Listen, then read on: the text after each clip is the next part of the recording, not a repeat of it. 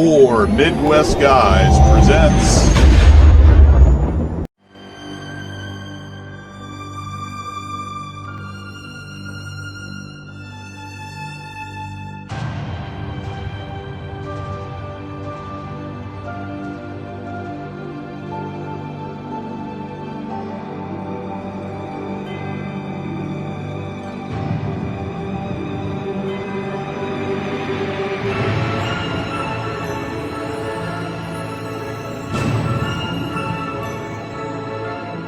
Star Trek Picard Review.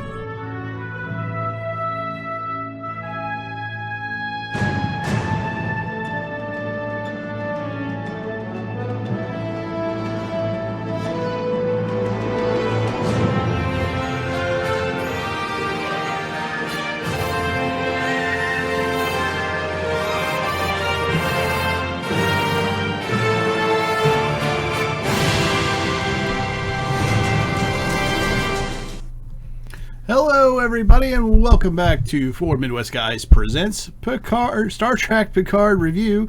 Today we'll be reviewing Season 1, Episode 6, The Impossible Box. And with me always to help me is Mr. Brian Ickenbauer. Hey, what's up? What's going on, B? Not much, man. How you doing? I'm doing good today. Good. Ready to talk some Star Trek here? Ready to start some Star Trek? Star Trek Picard. Some Picard. All right, so this episode review, usually we kind of go scene by scene. This time, there's kind of an overall theme throughout the entire episode that I kind of picked up on. Is the whole thing is kind of like a big Rubik's Cube, right? And you've got the Borg ship, which acts like a Rubik's Cube, and you also notice that the characters themselves are kind of going through their own maze or Rubik's Cube, or the cube is kind of the overall theme, if you will. Yeah. So we're going to look at that from each perspective of each character as we go, and be able to review the episode at the same time. So let's begin with Narek, and Narek finally finds a way to unlock Soji's secrets. So he discovers her dreams, and he kind of puts the connection that she's dreaming, and then that he makes the connection because he knows so much about her, and he's trying to get information out of her that this is how Soji deals with like her human side versus her synth side or android side, so to speak. Right. The way that both sides are trying to figure out which one's real. Yeah. And the dream is how they reset themselves. Kind of, yeah. It's kind of like I don't know. It's like your conscious versus your unconscious self, because her unconscious self is obviously the android, where her conscious self is the program to be actually human and be a real person, so to speak. So it's kind of used that way. We've seen it before back in TNG days. Data would dream. And it was, in fact, if I remember right, he's like electrocuted and it activates it mistakenly. Right. But it was part of his creator, which was Dr. Soon's. It was his as part of his later programming to introduce to him to help him become more human, and Data uses the dream to interpret things, and he continues to dream. So it is definitely something we've seen before with the androids, and part of the perfect android programming, if you will, that was Data. So Narek decides that he's going to use this forbidden, at least he says forbidden Romulan meditation technique, and here we go again with the words, the Zalmak, I guess. Yeah, well, it's not a forbidden for Romulans to use, but it's forbidden for outsiders to use, or as the guard calls it, round ears. Round ears, right. So it's kind of I don't know what you would call it, Brian. It's kind of like a meditation walk. Yeah, there's like different stages. Yeah, well, it reminds me of like when you're putting somebody in like a hypnosis, but this was more so of it was an awake hypnosis. Yeah. But it was like, when you see him lay back in the chair, and then you say, the count of 5, you're back in your room. Mm-hmm. What do you see? Now what's behind that? And he kind of kept pushing her through, and every turn it was like in this diagram on the floor was a specific stop, point to stage. Yeah, okay, now that we've gone that far, we know what we've seen. The next stage is to follow through, and the next stage is to look to the left. Yeah, and it was kind of interesting. I had never seen that before, but it was kind of interesting to watch her walk the path. But I did think it was kind of corny that her path fit the exact layout of the diagram. Yeah, it was almost like, but it's almost like it's done in stages to help a person, because even he's like, you've now reached, and he would yell out some Romulan. Yeah, you've now reached. You've now reached this stage, and it's like each stage helps them determine their reality. Like it's almost like a dream walk. I guess it's more like a focused dream walk. Yeah. So it's like, now that we've learned what this is, guided meditation. Yeah, like now that we learned what this is, this next step is forging forward, basically. Right. So let's forge forward, and then he's like, now we've gotten to the look around. You're entering. Yeah, like hypnosis. Like you said. Yeah. Gotcha. All right. So yeah, it's kind of interesting, but he is able to get out of her. Because she ends up looking up through her skylight, and then this is the thing he's been waiting for. She sees 2 red moons and lightning storms, which for them is a big clue to where her homeworld might be. Because there's probably not a whole lot of homeworlds that have a lot of lightning storms. Right, which we see in the picture, like while they're watching on camera, Narek's sister. Yeah. And she goes, "Well done, brother." And then she's like, computer find all planets with 2 red sun or 2 red moons and lightning storms or something, whatever she said. Yeah. And then you see her close the screen and walk away. Yeah, it's already starting to tabulate. Right. Yeah. And what's funny is like he feels at that point that he's done his job. That's all he needs. That's all he needs from her. But you could tell he's torn. Sure, because he has feelings for her. Yeah. Yeah. And he confesses as much. And when he goes to kill her with his own little Rubik's Cube, he opens it up, and I guess it was red radiation or some sort of radiation or something that was meant to kill her. And because when she gets out of it, they're like, "Can we go after her?" He's like, "No, the radiation. Are you crazy?" Yeah. Not a good idea. Because she actually ends up activating at the end of this. Yeah. Too. So let's move on to Soji. Speaking of Soji, let's move on to Soji. Soji discovers she's not real. So with the manipulation help from Narek, she discovers that these phone calls that she's been having with her mom are actual phone calls, but they only last 70 seconds. They're not actual phone calls. Well, he says they got logs of phone calls that last 70 seconds, though. Right. And she's calling something. Well, nothing's going outgoing. There's no outgoing. Did they say that? Yeah, he said there's no outgoing transmissions from the cube. He goes, however, we do have a whatever he called it, an inner transmission that lasts 70 seconds. So she's still seeing that in the brain then? Yeah. Okay. So I saw it the other way. I didn't pick up on that part. That's interesting. Okay. So, but anyway, because of all this, it leads her down the path of taking out all these pictures she has of her as a kid, drawings, pictures. I think she even had like a lunchbox full of pictures like you would have when you were a kid of memorabilia. Of her and her sister and her mom. And she didn't have anything of her dad. Yeah, that was interesting. There was nothing of her dad, and she said, "I can never see my dad's face." And so teddy bears and just random things that she had in her room, like pictures on the wall of stuff she's drawn. Yeah. And she scans everything with that scanner. Like, says carbon dating everything. To see how old it is. Estimated 37 months old. 37 months old. 37 months. And it's like, what? Yeah. Yeah. What's funny is I thought when she scanned the necklace. Oh yeah, I forgot about that. Yeah. I thought that the necklace was scanned older. Like it was somebody else's at one point or something. Right, but the only reason why I thought that because that was her dad's gift to the 2 sisters was to show them. Yeah. And that should be older than 3 years because he left at when the Mars attack thing was, which is what, how many years ago? 15? Well, 18? that was like 15 years ago. Okay, so he left then, and the Dr. Sanji or whatever, what's his name? Soji? No, Girardi. Dr. Girardi. Yeah. Knows what that necklace is.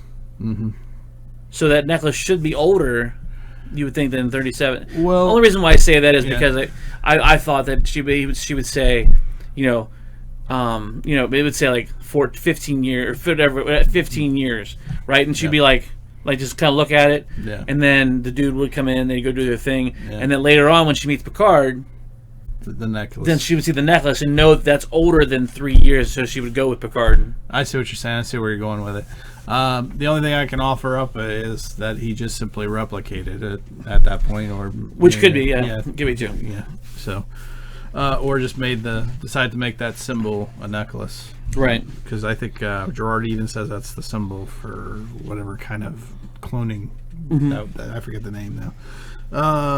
So she discovers everything is 37 months old. Her life is a scam suddenly, which is what leads her to Narek, which we talked about earlier. Right. So let's talk about Picard. This was the most interesting to me in this whole episode, I thought. Picard comes face to face with his past in the Borg. Going to this reclaimed Borg cube we find out, the last place Picard wants to go. Obviously, right. I mean, he was it shows he still has very deep old wounds and prejudices against the Borg. Even he goes, the Borg don't. There's this conversation he's having with Eleanor and Dr. Girardi, and he's like, the Borg don't change. They're monsters. They assimilate coolly within hours, and they metastasize. Meaning he's comparing them to cancer. Even I mean, that's how he looks at them. And then we go further down into the scene, and where he brings up, he's researching how he's going to get on the Borg cube, and he starts going through all the pictures of the Borg and stuff. And first he sees Hugh and he's happy, and then all of a sudden the next picture shows up, and it's him as Locutus of Borg, which was when he was assimilated back in TNG. It's kind of Picard's Darth Vader, right? It's his alter ego that he was given after being assimilated by the Borg. So, I love the shot they did of that, because it was holographic and you were seeing the other side, so you could see half the face of normal old Picard and then the younger Locutus Borg version. So I thought that was really super cool. I don't know, what do you think about this whole sequence and just a deep dive back into that storyline? We knew it was going to happen because with the whole Locutus thing, but it was very cool to watch him. As the whole shot started on his right hand side, went all the way around him, and came all the way back around the side. So when he started looking at that Locutus picture, it lined up perfectly, and then it was almost like a mirror image, and he could just, and then he put his hand on his face like he could feel it again. Yeah. I thought it was very it brought you back to that time. I think even if you hadn't watched, you could tell that he's terrified. He's terrified of the Borg. That he used to be a Borg. What did that entail? What did that mean? Because you're looking at all these other XBs, and you're like, wow, they were really dismantled. Right. Why does he look different? Then now you can see why he looked different. Right. It was really interesting to watch this whole Picard's whole transition through this whole episode play out. We saw the one time when he was having flashbacks because there's no handrails. Yes. Because apparently that's what we fucking do in space. Star Wars and Star Trek. Yeah, the safety committees don't exist. We don't have handrails. And Picard almost fell, and then he got grabbed by the Borg. He thought he was being assimilated again. He's like, let go. And then Hugh yells, they don't want you to fall. Yeah, I think this is this shows such a different side of Captain Picard. Up to this point, he's always been cool. He's always been confident. We've seen him tortured even by the Cardassians at one point, and he never broke. We saw him emotionally. The Kardashians. Did I say Kardashians? Yeah. Kardashians. Ooh, that's a different kind of thing. You lose your balls there. Anyway, or you go crazy. Sorry, Kanye. But in this case, we see Picard in a completely different. He's actually physically terrified. He's shaking. He's emotional about it. It's just a side we don't see ever, which is makes it that much more interesting. And it's one of the reasons I'm loving this show is because we're seeing so much more of the Picard character than we've ever seen before. What do you think about the whole when you saw that just totally terrified Picard, Brian? What did that take you off guard, or did you just kind of expect it? I just kind of expected it because the way he was talking about it the entire time, you can just tell it's nowhere he wants to be again. It's one of those PTSD kind of situations where you don't ever want to be in that situation again. Like when you see somebody get in a car accident, they have a really hard time getting behind the wheel again, or or they get there's an accident somewhere with them and a family member, and they don't want to go to the lake anymore, or post-traumatic. Yeah, post-traumatic. I think that's kind of what he's dealing with is his version of PTSD. Yeah. Except his version of PTSD is deeply rooted in the Borg. And he can still kind of feel them. Yeah, he can hear. You know, to me, it seems like, see, go back to the car wreck thing. It would kind of be like if, like, you break your arm, and you had to have a steel plate put in. Yeah. And you can feel the steel plate. For years. You may not be able to see it on the surface anymore. Yeah. But I can still feel that it's there. Right. You know what I mean? I can feel it's there. It's a part of me. Yeah. I think that's what he's going through. He knows he can feel parts of the Borg are still there. Yeah. Even though on the outside he doesn't look like. Which goes back to the last episode about the whole humanity thing. Yeah, I try every day. Right. That whole thing and whatnot. So that brings us up to Hugh. Obviously, Hugh to the rescue, helps Picard out of his delusions, offers his support and friendship to him, and he says it's nice to see a friendly face. And he says, I'm going to help you. I don't know why you're here, but I'm going to help you. Oh, okay. So before that, Yeah. when he walked across the plane, Yeah. right, and he walked the other side. Did you notice there was a Borg that woke up Down below, yeah, and I was like, oh shit. That's exactly what I was like. But apparently he was just there to help keep him from falling. Well, no, because the ones that were helping him didn't have any kind of. Oh, you think that was really I think maybe one of them woke up and like set off on an alarm because alarm. Locutus is there? Yes. See, I just thought he was one of the guys that helped him across. But he bridge. wasn't, because like when he woke up, he still had the pieces on. Yeah, I noticed that. But then when you go up to the one where Hugh was like, they don't want you to fall. They didn't have any of that. They were already XBs. Yeah, I don't know. That would be interesting for what's coming next. Like, you mean like what could that have been a thing to trigger a beacon for The Borg to come back? Yeah. Maybe that's how it ends darkly. I don't know. Okay. Good point, though. Yeah. Keep moving. But Hugh kind of shows him the good side of what's happening at this reclaimed Borg ship, right? He shows the reclamation project. Yeah, he shows Picard that they're human, that the Borg are actually human or alien, whatever you want to call it. They're alive, right?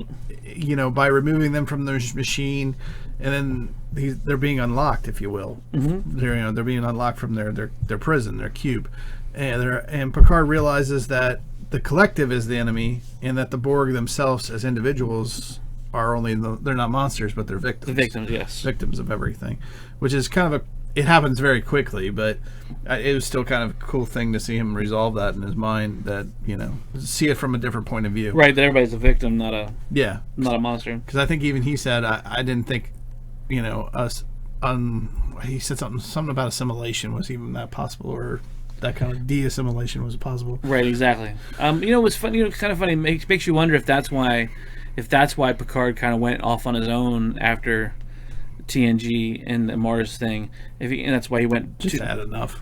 Well, not just that, but he feels that all ex-Borg and Borg are monsters. So did he feel that about himself?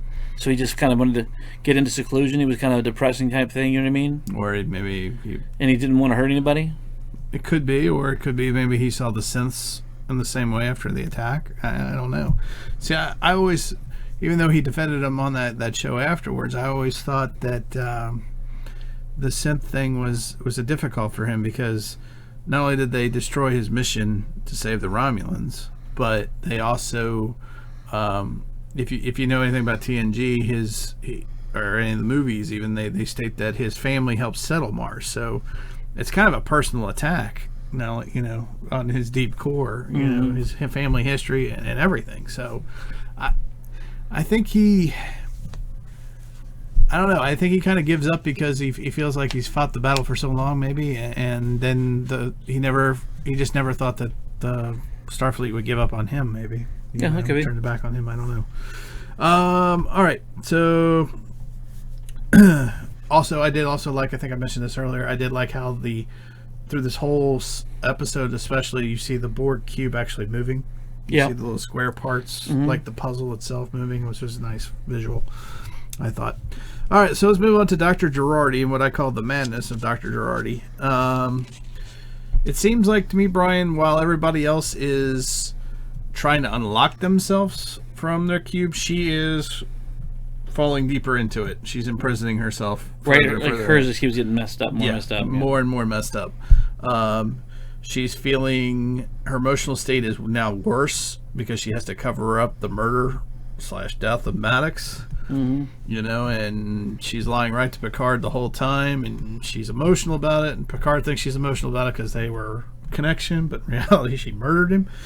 Right. You know, she murdered the man she loved, apparently. And then she turns to Chris Rios, which we find out his name is Chris. You pointed that out earlier. Yep. Just to feel something different other than the guilt and pain, even for a few hours, she decides to sleep with him. Well, see, I don't think that was. I think that was actually plotted out. You think she's sleeping with him to get his advantage, or something? Yes, to get his vote. If there is something down the line where they say they don't believe her, the captain will be like, "I believe her," you know, because yeah, that was my thought when that happened. Because I was like, you think she's "Well, that was fast." Well, you think she's that manipulative? Yeah. I think she's that smart. I don't know if. But you know what I mean? Like I think she set herself up that if there is something down the line, and that something down the line, I think is going to be this next week and it's going to be Troy telling Picard, "Hey, there's something wrong with her." Yeah. Right. And then Rios is going to say, "There's nothing wrong with her." Blah blah blah. Yeah. You know what I mean? Mm-hmm. I think that's. That's why she did it. It wasn't so much to relieve herself. Right, because she also said that my dad. I used to bother my dad. Blah blah blah blah. Yeah. What do you do about it? Oh, he just had to deal with it. Did he, or did you kill your dad too? See, I don't see her as a monster or an absolute murderer or psycho. I think she's becoming one. Or just bring it back out of her. Maybe that's a possibility. I just think that whatever she saw is so horrific that she feels, and then because she's personally involved in that, a part of her is in these twins, that she has to do something. I don't know. Maybe I'm looking at it too innocently. I don't know, because I want her to be innocent. Right. Well, there's no bad way to look at it because they're not telling us yet. That's true, but I don't know. It could go, if she's that manipulative, then hats off to her, I guess, for being extra evil than I thought. So I don't know, but anyway, that leads to just really, though, by her sleeping together, they're kind of at tension with each other. At least I thought so, anyway. Because even Eleanor knows I can feel the tension between you two. Right. And I don't think it's sexual tension anymore. I think it's more of that awkwardness, right? That comes with that kind of situation. Mm-hmm. Mm-hmm. It's not going to get weird, is it? Oh no, it got weird. It got weird. So I think that just complicates her, though, and I think that leaves her even more isolated than she was before. Yeah. So that's just my way of looking at it. But you got an interesting point of view. She's using that as a tactic to move her agenda forward. Mm-hmm. So, and speaking of Rios, let's talk about Rios and Raffi here for a minute. Even though Raffi's able to get Picard that diplomatic status he needs to get back on the ship, you can see she's a complete wreck, though. She can't stand because she's been drinking. She's back on the snake weed or whatever the hell that is. She's just a complete wreck. And, actually, it's Rios that helps her back to her quarters. Mm-hmm. It's Rios that puts her back to bed. It's Rios that hears her conversation about her son and her rejection and all this. It's almost kind of like an AA meeting. Is that kind of how you felt like, in a way? I don't think it was an AA meeting. More so as we already knew they were friends. Yeah. Because she was the one that got the ship. Right. So I don't think it was more. I think it was more of a friend. Like a friend moment where it was like, you didn't even know this, blah blah blah. Like we used to be, we were so close, and you didn't even know that I had a kid. Yeah. What does that say? Well, you know what I mean. Yeah. So I don't think it was a AA meeting. Not really. No, you think it was more of a friend intervention, maybe, or because I think Picard asked him to look after her too. It was like, I would say, a friend intervention where he pulled the whiskey away. Yeah. And he was like, no. Here's your coffee in the next morning. Coffee, yeah. Because he's there then when she wakes up too. Yeah. It's like he's been there the whole time. So I don't know, but anyway, I think.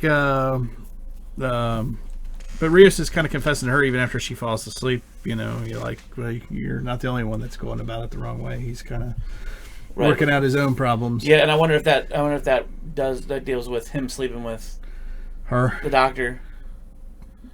That's why he's talking to her about it. Well, you know what I mean? That's what he's saying, like going about things the wrong way. Like he's sulking in his book and whatever. Yeah. And kicking a soccer ball. And then relief, Yeah, and then so he doesn't deal with it. He's going to do the same thing, and they're reaching for outside stuff to take away their mind from the other things that are going on around them. Could be. Very, very possible. All right, so let's, again, though, I think they're going to kind of work out their Rubik's Cubes together. That's how they're going to deal anyway. Mm-hmm. So let's talk about the last scene real quick. This is the only scene we're going to talk about because it's kind of interesting. Picard, even though he's never seen it before, he recognizes this room that they go to as the Queen's cell / chamber. And I think even Hugh says something like, yeah, it's weird, isn't it? It's like, you've never been here before, but you know everything about it. Well, that's what Hugh said. He's the same thing. Yeah. He's never been there before either. But he knows everything about it. He knows everything about it because of the collective. And everybody knows everything. Yeah, because he's like, it's just there. Yeah. But apparently he's kept it secret from the rest of the Romulans this whole time. Mm-hmm. It contains a special device, and forgive me, spatial trajector. Mm-hmm. It's kind of like a window that'll take you anywhere. It's like a Stargate. Yeah, like a Stargate instantly. Anywhere in the galaxy. Well, it was within a certain distance. It was like 47. Yeah, 47,000 light years or something. Whatever it was. I'd say within your galaxy. Well, they put a limit on it, so it's not just endless, but it wasn't infinite. Right. Yeah. And they throw a little Star Trek nugget in here, because Hugh's like, yeah, but there's been one change, and that's when he brings up the thing, and he's like, this was after your time, because you won't remember this, and he's like, this was assimilated from the I can never do this. Sicarians, which I looked up online because I was like, I bet this has to do with another show, and sure enough, last seen in Star Trek Voyager. So this race we've seen this technology, I guess, before, and we've seen this race before in Voyager. I'm not a huge Voyager fan, so I don't remember the episode, but nevertheless, there's a little Star Trek nugget for the super fans out there. And apparently it was meant as a quick getaway if the Queen should ever need it, I guess. Right. So, and then Picard decides to go to a planet where we now know from next week's previews is where Riker's at. Mm-hmm. And that's where he's escaping. And him and Soji escape. And Hugh and Elnor decide to stay behind because, number one, Hugh needs time to shut everything down, rehide the room from the Romulans, and cover their tracks, essentially. So, because I think the last thing you'd want is that kind of technology, definitely not in the Romulans' hands, much less the Tal Shiar or whatever, the Dagvash or whatever the heck they are. So, overall, Brian, I don't know about you, but I thought this was a pretty good episode. What do you think? What are your final thoughts and grades there? Final thoughts and grades. This episode kind of stayed in line with the last episode. I'm going to give it an 8. Okay. Maybe a little less. Mm-hmm. The whole false dream meditation session. Mm-hmm. I didn't care for that. Kind of threw you for a loop. Yeah, I really did like the Queen's chamber, but like we were talking, I would have liked to have seen like the Queen come down for some reason. I mean, I know it wouldn't be. It probably wouldn't have happened, but I would have liked to have seen something happen where like a little blinking light or something. Yeah, like just anything that would have like hinted at the Queen being aware, or Hugh saying, well, that's weird. This blinking light wasn't blinking before, and because we saw the other Borg activate with all the stuff, and then we saw another one when Picard was walking through, and one of them go Locutus, like it was just something that to do on a Borg ship is say Locutus, right? But it was just one of those things. Like I was like, we kind of figure it's going to play into a little bit, but how much is it really going to play in? The Borg. But I would like to have seen something like that, or seen like an arm of the Queen, or something that to give us a little hint that we're going to get the Queen in this. I would have liked to have seen, or maybe even at the very last episode where you actually see her, and like she's like, she just goes Picard, or she goes Locutus or something like that. Turn, because the actress is still alive. I can't remember her name, but that does the Borg Queen, so that would be kind of cool. It was like a cliffhanger. Like all of a sudden she's like, Locutus, or something. She just kind of pops up her head like she's doing something, and then she stops. Like, tremor in the force, tremor in the collective, whatever you want to call it. So yeah. I don't know, but my final thoughts and grades for Picard, I'll give it a solid 8. I really enjoyed. I liked how all the characters are dealing with some sort of, like I said, everything was around the cube. It was all about puzzles and unlocking things, or locking themselves even further in. I thought I liked that theme. What I really enjoyed the most about this was Picard coming face to face with Locutus and his dark side, so to speak. And having to really see Picard in a completely different light is just being terrified and scared, and just being really human about the whole situation. Just something we haven't seen yet. So that's new. That's cool. That's something that I just really enjoyed. So I'm gonna give it a solid 8, I think, and I'm really looking forward to the next episode, because I think the next episode it'll be cool to see Troy. I'm excited to see that. I'm excited to see Riker. I'm excited to see where the action pickup. I think this one had just enough action. Maybe a little more action would have been better, maybe, but still solid 8 in my opinion. So all right, B. So real quick before we go, where can you find us? And here's my nice blind graphic for the blind. The best place to go is www.4midwestguys.com. That's our website. There, all of our podcasts are listed in chronological order, whether they're video or audio. Everything's there, one-stop shop. But more importantly, there are links to our Facebook, to our Twitter, to our YouTube, to our Instagram. Pretty much any kind of media, social media out there, we are on it. And there are links on there for you to follow, like, and subscribe, especially Apple Podcasts, as well as our Podbean, which is where our RSS feed is for the audio. So we do video on YouTube, we do audio on everything else. We're on iTunes or TuneIn, Spotify, iHeartRadio now. So Stitcher, we're on all the big boys now. So all you gotta do is type in 4 Midwest Guys to find us there. However, if you are looking for us on Facebook, it's facebook.com/4 Midwest Guys. On Twitter, you can find us at 4 Midwest Guys. You can find myself at bwillie1977. That's my personal account. Brian, where can they find you? At Inkzone. And you can find us on Instagram at 4_Midwest_Guys. Good old-fashioned Gmail is 4midwestguys@gmail.com. And we do have a voicemail as well, and I need to put that on the graphic. So that'll be on there next week, I promise. I'll find room somewhere. I don't know where, but I'll find room somewhere.